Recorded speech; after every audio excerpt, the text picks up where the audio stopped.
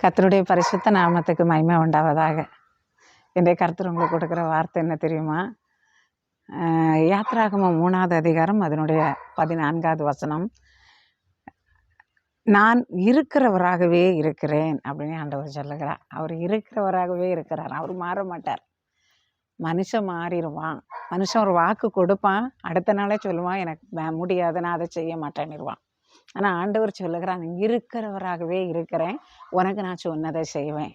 உனக்கு நான் ஒரு தேவனாக இருக்கிறவராகவே இருக்கிறபடியினால நான் உன்னை ஆசீர்வதிப்பேன். மனுஷர்கள் என்ன செய்வாங்க தெரியுமா? இன்னைக்கு அவங்க ஒரு நிலைமையில இருந்து முன்னேறிட்டாங்கன்னு சொன்னால் அவங்க என்ன செய்வாங்க? பழைய நிலைமையை நினைக்க மாட்டாங்க. அவங்க பெரிய நிலைமைக்கு போனோன்னா உங்களை அற்பமாக ஒருவேளை நினைக்கலாம். உங்களை ஒருவேளை நம்ப வச்சு உங்களுக்கு ஒருவேளை துரோகங்கள் பண்ணியிருக்கலாம். ஆனால் ஏசப்பா சொல்கிறாரு, நான் இருக்கிறவராகவே தானே இருக்கிறேன், நீ என்னை நோக்கி கூப்பிடு, நான் உனக்கு பெரிய காரியத்தை செய்வேனே. ஏன் மனுஷனை தேடி ஓடுறா? ஏன் நீ மனுஷனுக்கு பின்னாடி ஓடுறா? மனுஷனை ஏன் நீ நம்புறா? வேண்டாங்க, உங்கள் நம்பிக்கையை கர்த்தர் மேலே வைங்க. அவர் இருக்கிறவராகவே இருந்தவங்களை ஆசீர்வதிப்பார். தேவன் உங்களை ஆசீர்வதிப்பாராக. ஆமென்.